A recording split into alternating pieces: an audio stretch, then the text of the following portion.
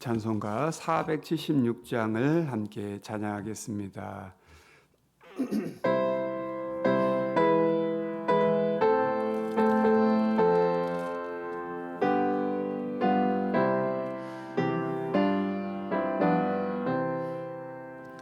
꽃이 피고 새가 우는 아름다운 봄이 왔네. 하나님이 창조하신 산과 들이 푸르러라. 이 좋은 날 마음 열고 아이처럼 뛰어놀며 우리 주님 크신 사랑 찬송하며 기뻐하세. 모든 식물 무럭무럭 자라나는 여름 왔네. 하나님의 푸른 생명 산과 들에 가득하다. 우리 주가 주시는 힘 불길처럼 솟아올라. 젊었을 때 기운차게 부지런히 일해보세. 무르익은 모든 곡식 풍성해진 가을 왔네.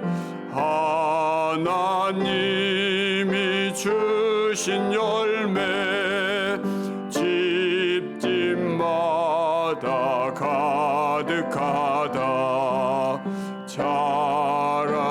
자라나고 있게 하신 그 솜씨가 고마워서 거둔 열매 하나님께 다 드려서 감사하세.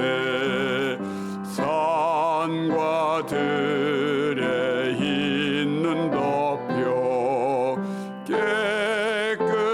깨끗해진 겨울 왔네.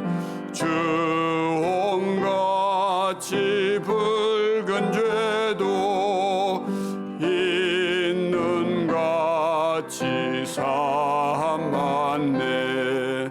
죄 없으신 우리 주님 이 땅 위에 내려오사 우리 위에 대신 죽은 그 사랑을 찬양하세. 아멘. 오늘은 우리 사무엘상 16장 말씀을 함께 보겠습니다. 말씀을 나누기 전에 또 이번 주 암송구절인 사무엘상 12장 16절 말씀을 오늘 이 아침에 천천히 함께 외워보는 시간을 갖겠습니다. 너희는 이제 가만히 서서 같이 함께 외워보겠습니다.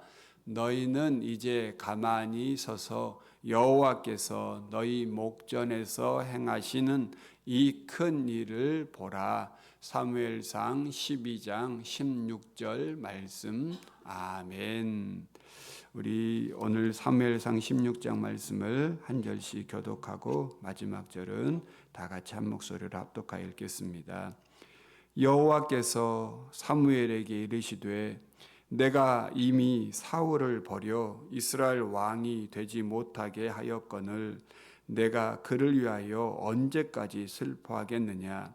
너는 뿔에 기름을 채워 가지고 가라. 내가 너를 베들레헴 사람 이새에게로 보내리니 이는 내가 그의 아들 중에서 한 왕을 보았느니라 하시는지라. 사무엘이 이르되 내가 어찌 갈 수 있으리이까? 사울이 들으면 나를 죽이리이다 하니 여호와께서 이르시되 너는 암송아지를 끌고 가서 말하기를 내가 여호와께 제사를 드리러 왔다 하고 이새를 제사에 청하라. 내가 내게 행할 일을 가르치리니 내가 내게 알게 하는 자에게 나를 위하여 기름을 부을지니라. 사무엘이 여호와의 말씀대로 행하여 베들레헴에 이름에 성읍 장로들이 떨며 그를 영접하여 이르되 평강을 위하여 오시나이까? 이르되 평강을 위함이니라. 내가 여호와께 제사하러 왔으니 스스로 성결하게 하고 와서 나와 함께 제사하자 하고 이새와 그의 아들들을 성결하게 하고 제사에 청하니라. 그들이 오매 이 사무엘이 엘리압을 보고 마음에 이르기를 여호와의 기름 부으실 자가 과연 주님 앞에 있도다 하였더니 여호와께서 사무엘에게 이르시되 그의 용모와 키를 보지 말라. 내가 이미 그를 버렸노라. 내가 보는 것은 사람과 같지 아니하니 사람은 외모를 보거니와 나 여호와는 중심을 보느니라 하시더라. 이새가 아비나답을 불러 사무엘 앞을 지나가게 하매 사무엘이 이르되 이도 여호와께서 택하지 아니하셨느니라 하니 이새가 산마로 지나가게 하매 사무엘이 이르되 이도 여호와께서 택하지 아니하셨느니라 하니라. 이새가 그의 아들 7을 다 사무엘 앞으로 지나가게 하나 사무엘이 이새에게 이르되 여호와께서 이들을 택하지 아니하셨느니라 하고 또 사무엘이 이새에게 이르되 내 아들들이 다 여기 있느냐? 이새가 이르되 아직 막내가 남았는데 그는 양을 지키나이다. 사무엘이 이새에게 이르되 사람을 보내어 그를 데려오라. 그가 여기 오기까지는 우리가 식사 자리에 앉지 아니하겠노라. 이에 사람을 보내어 그를 데려오매 그의 빛이 붉고 눈이 빼어나고 얼굴이 아름답더라. 여호와께서 이르시되 이가 그니 일어나 기름을 부으라 하시는지라. 사무엘이 기름 뿔병을 가져다가 그의 형제 중에서 그에게 부었더니 이날 이후로 다윗이 여호와의 영에 크게 감동되니라. 사무엘이 떠나서 라마로 가니라. 여호와의 영이 사울에게서 떠나고 여호와께서 부리시는 악령이 그를 번뇌하게 한지라. 사울의 신하들이 그에게 이르되 보소서 하나님께서 부리시는 악령이 왕을 번뇌하게 하온즉 원하건대 우리 주께서는 당신 앞에서 모시는 신하들에게 명령하여 수금을 잘 타는 사람을 구하게 하소서. 하나님께서 부리시는 악령이 왕에게 이를 때에 그가 손으로 타면 왕이 나으시리이다 하는지라. 사울이 신하에게 이르되 나를 위하여 잘 타는 사람을 구하여 내게로 데려오라 하니 소년 중 한 사람이 대답하여 이르되 내가 베들레헴 사람 이새의 아들을 본즉 수금을 탈 줄 알고 용기와 무용과 구변이 있는 준수한 자라. 여호와께서 그와 함께 계시더이다 하더라. 사울이 이에 전령들을 이새에게 보내어 이르되 양치는 내 아들 다윗을 내게로 보내라 하매 이새가 떡과 한 가죽 부대에 포도주와 염소 새끼를 나귀에 실리고 그의 아들 다윗을 시켜 사울에게 보내니 다윗이 사울에게 이르러 그 앞에 모셔섬에 사울이 그를 크게 사랑하여 자기의 무기를 드는 자로 삼고 또 사울이 이새에게 사람을 보내어 이르되 원하건대 다윗을 내 앞에 모셔 서게 하라. 그가 내게 은총을 얻었느니라 하니라. 하나님께서 부르시는 악령이 사울에게 이를 때에 다윗이 수금을 들고 와서 손으로 탄즉 사울이 상쾌하여 낫고 악령이 그에게서 떠나더라. 아멘. 오늘 본문 말씀은 사울의 퇴장과 이제 새로운 왕 다윗의 등장이 기록되어 있습니다. 지금까지 다윗에 대한 이야기는 한 번도 없죠. 그런데 이제 하나님께서 세우시는 다시 한번 새로운 왕인 다윗이 등장하는 내용이 오늘 본문에 기록되어 있습니다. 사울은 용모도 멋있고 키도 크고 또 베냐민 지파 가운데에는 유력한 집안의 사람이었습니다. 하지만 사울은 하나님께서 말씀하시고 또 시험하신 그 모든 시험에 보기 좋게 실패해 버렸고 하나님은 사울을 버렸습니다. 이 버렸다는 말이 이제 중요합니다. 그리고 사울을 세운 것을 후회했다라는 말이 중요한데요. 버렸다고 해서 완전히 그가 구원을 받지 못했다 이런 말이 아닙니다. 하나님께서 세우신 그 왕의 자리에서 이제 더 이상 왕으로서의 역할을 감당하지 못하도록 했다는 것입니다. 하나님의 영이 떠나버린 것입니다. 성경에 오늘 본문에 보면 하나님의 영이 사울에게서 떠났다라고 되어 있어요. 그러면 영이 떠나면 그 사람에게는 아무것도 없는 비어있는 상태냐? 그러지 않습니다. 본문에 보면 악령이 들었다라고 말하고 있어요. 그러니까 빛과 어두움, 빛이 없으면 어두울 수밖에 없는 거죠. 어두움을 사라지게 하는 것은 빛밖에 없습니다. 근데 이 사울이 하나님의 영이 떠나고 악령이 들어서 그 모습 속에서는 인간의 본래적인 행동을 하기가 어려운 모습이 된 게 됩니다. 조금씩으로 말한다면 정신적인 질환이 오게 된 것입니다. 오늘 본문에는 이제 두 가지 이야기가 기록되어 있는데 이러한 사울의 하나님의 영이 떠나버린 모습과 함께 새로운 왕 다윗이 이제 등장하는 내용이 기록되어 있는데 베들레헴의 이새라고 하는 사람의 집에 사무엘을 보내게 됩니다. 그리고 사무엘에게 이제 이새의 아들들 가운데 한 사람에게 하나님이 택하여 기름을 붓도록 하는 내용이 오늘 본문에 기록되어 있습니다.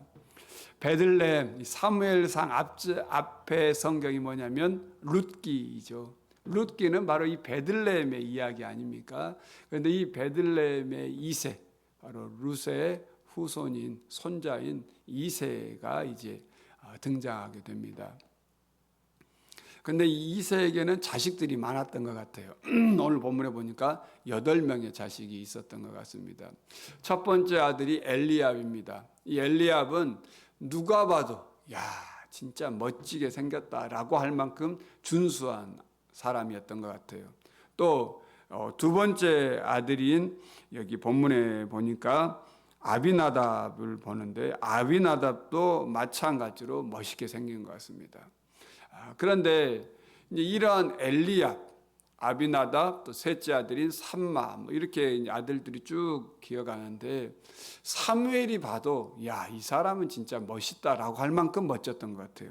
그래서 본문에 보면 6절에 보니까 이렇게 말하고 있죠.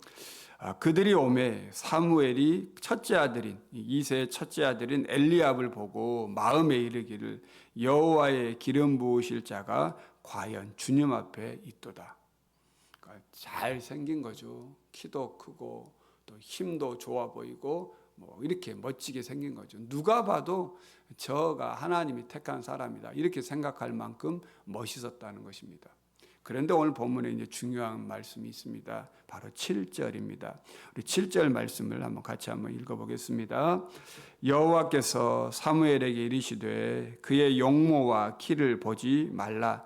내가 이미 그를 버렸노라. 내가 보는 것은 사람과 같지 아니하니 사람은 외모를 보거니와 나 여호와는 중심을 보느니라 하시더라. 아멘. 여기 중심을 보신다라고 하는 말이 우리 성경에 이제 번역되어 있는데 여기는 마음, 그의 속 사람을 보신다 이렇게 번역하는 게 더 이해가 쉽습니다. 우리는 외적인 것만 보여지는 게 많죠.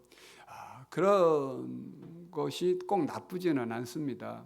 이왕이면 잘생긴 것, 이왕이면 옷을 멋지게 입는 것, 이왕이면 외모가 깔끔한 사람들, 이런 사람들이 훨씬 사람들에게 호감이 가는 게 사실입니다.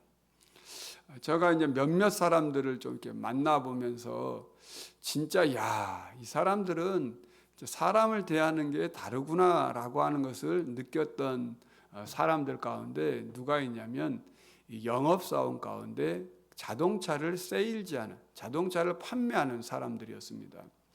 자동차를 판매하는 사람들의 모습을 보면 이 사람들은 진짜 옷에서부터 외모 그리고 머리 스타일 이런 게 정말 깔끔합니다.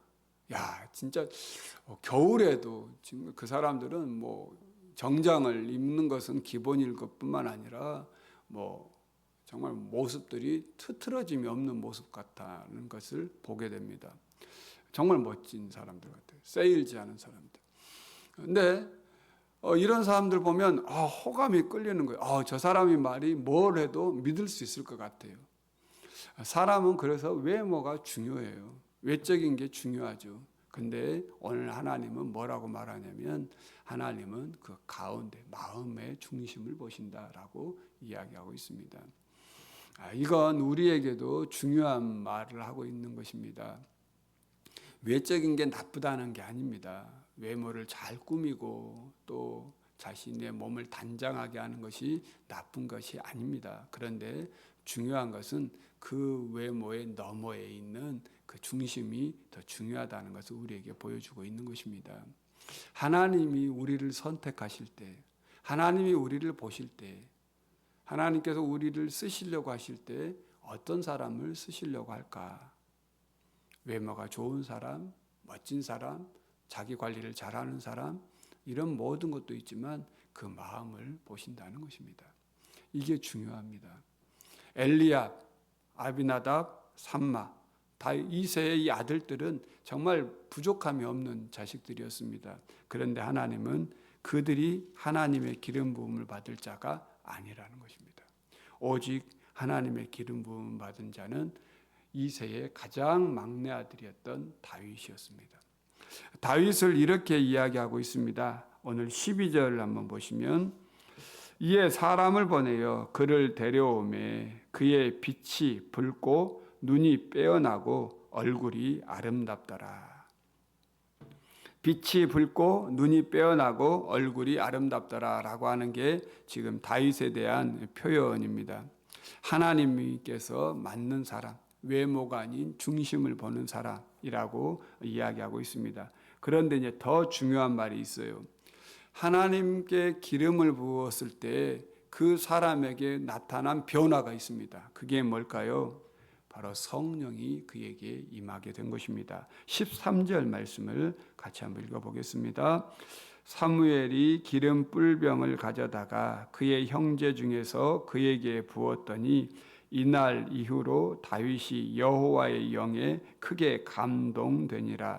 사무엘이 떠나서 라마로 가니라. 여호와의 영에 크게 감동된 다윗. 하나님께서 함께 하심으로 말미암아 역사가 일어나는 것입니다. 또 18절에 보면 이 다윗에 대한 모습을 한 번 더 표현하고 있습니다. 한번 같이 한번 읽어보겠습니다. 소년 중 한 사람이 대답하여 이르되 내가 베들레헴 사람 이새의 아들을 본즉 수금을 탈 줄 알고 용기와 무용과 구변이 있는 준수한 자라. 여호와께서 그와 함께 계시더이다 하더라. 아멘. 하나님이 함께하는 사람, 그 사람의 모습을 오늘 이렇게 표현하고 있습니다.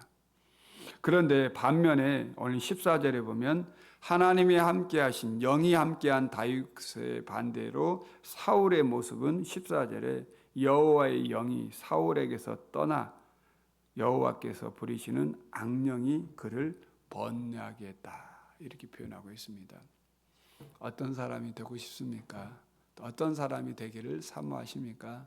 우리는 무조건 다윗 편이죠. 근데 사울에게도 하나님의 영이 임했을 때가 있었습니다. 그리고 그도 예언을 했고요. 겸손했고 또 하나님께서 그를 쓰셨습니다. 오늘 우리의 삶의 자리에서 우리가 사모해야 될 모습이 이것이지만 오늘 우리의 모습을 다시 한번 점검해 보아야겠습니다.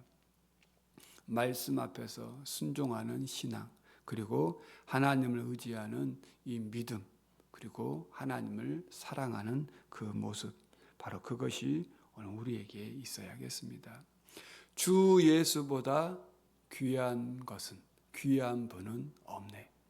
찬송가에 나와 있는 이 고백이 오늘 우리에게도 있어서 하나님이 우리를 보실 때에 우리의 외적인 모습, 우리가 가진 것, 우리가 또 드러나는 것은 별 볼 일 없어도 우리 마음에서 주님을 사랑하는 그 사랑을 보시고 우리를 오늘 또 쓰시고 오늘 우리와 함께 하시고 우리와 함께 하시는 그러한 사람을 오늘 이 한 소년이 이야기하는 것처럼 용기와 무용과 구변이 준수한 자일 뿐만 아니라 더 중요한 하나님이 함께 하신 자다. 이 고백이 우리의 삶에 있기를 원합니다. 기도하겠습니다. 주신 말씀을 붙잡고 함께 기도하십시다. 하나님, 오늘 우리의 삶의 자리에서 고백되어지는 가장 중요한 고백은 하나님이 우리와 함께 하시는 사람이다. 저 사람은 하나님이 함께하는 사람이다. 고백되어지는 인생, 그러한 복, 그러한 은혜를 누리게 하여 주시옵소서. 여호와의 영이 함께 하심으로 말미암아 오늘도 우리가 살아가는 모든 삶의 자리에서 주님을 자랑하는 그러한 하나님 백성이 되게 해달라고 간절히 기도하겠습니다. 사람은 외모를 보거니와 여호와는 중심을 보신다 말씀하여 주셨습니다. 오늘도 주님을 더욱 사랑하는 그러한 우리의 삶이 되게 해달라고 기도합시다. 두 번째로는 오늘은 우리 조영자 권사님을 위해서 함께 기도하겠습니다. 우리 교회에 가장 연로하신 우리 권사님이신데 지금 요양원에서 또 사람들을 알아보지도 못하고 또 말씀도 잘 못하고 계십니다. 하나님께서 우리 권사님을 붙들어 주시고 또 그 노년 가운데에도 정말 하나님과 더 깊이 교제하며 살아가실 수 있도록 위해서 기도하겠습니다. 오늘 이 기도 제목으로 우리 다 같이 한 목소리로 기도하겠습니다. 하나님 아버지 감사를 드립니다. 오늘 주신 말씀을 붙잡고 더욱 간절히 기도합니다. 사람은 외모를 보거니와 우리 하나님은 중심을 보신다 말씀하신 하나님, 오늘도 중심으로 주님을 사랑하며 하나님을 의지하는 그 믿음 안에서 주여 우리에게도 주의 성령의 충만함을 허락하여 주셔서 우리를 만나는 많은 사람들이 저 사람은 하나님이 함께하는 사람이다, 하나님의 사람이다 라고 고백되어지는 인생 되게 하여 주시옵소서. 은혜로우신 주 하나님 아버지, 우리 조영자 권사님을 위하여 이 아침에 기도합니다. 주님의 사랑하는 귀한 권사님을 붙잡아 주시고 주의 은혜와 사랑으로 날마다 채워주시오며 항상 주와 동행하는 복된 우리 권사님 되게 하여 주옵소서. 예수님의 이름으로 기도합니다. 하나님 아버지, 오늘 이 아침에 주님의 말씀을 붙잡고 또 이 하루를 엽니다. 주님, 사람은 외모를 보거니와 우리 하나님은 중심을 보신다 말씀하여 주셨습니다. 주님, 이 말씀을 붙잡고 우리의 마음 속에서부터 하나님을 사랑합니다 고백되어지는 인생 되게 하여 주시옵시고 하나님의 말씀이 우리의 삶의 중심이 되게 하여 주시옵소서. 그리하여 우리의 하나님께 성령이 오늘 우리와 함께 하여 주셔서 우리를 만나는 모든 사람들이 저 사람은 하나님이 함께하는 사람이다 고백되어지는 그 복된 인생을 살게 하여 주시옵소서. 우리 조영자 권사님을 위하여 기도합니다. 주님, 마지막까지 주님 호흡 있는 그날까지 하나님이 함께하여 주셔서 주님의 영이 우리 권사님과 함께하게 하여 주시옵시고 주님 안에서 편안함을 누리며 안식을 누리게 하여 주시옵시고 삶의 모든 순간순간 속에서 하나님이 함께하셨음을 고백되어질 수 있도록 주님, 우리 귀한 조영자 권사님을 붙들어 주시옵소서. 예수님의 이름으로 기도드리옵고 이제는 우리 주님께서 가르쳐 주신 기도를 드리오니 하늘에 계신 우리 아버지, 아버지의 이름을 거룩하게 하시며 아버지의 나라가 오게 하시며 아버지의 뜻이 하늘에서와 같이 땅에서도 이루어지게 하소서. 오늘 우리에게 일용할 양식을 주시고 우리가 우리에게 잘못한 사람을 용서하여 준 것 같이 우리 죄를 용서하여 주시고 우리를 시험에 빠지지 않게 하시고 악에서 구하소서. 나라와 권능과 영광이 영원히 아버지의 것입니다. 아멘.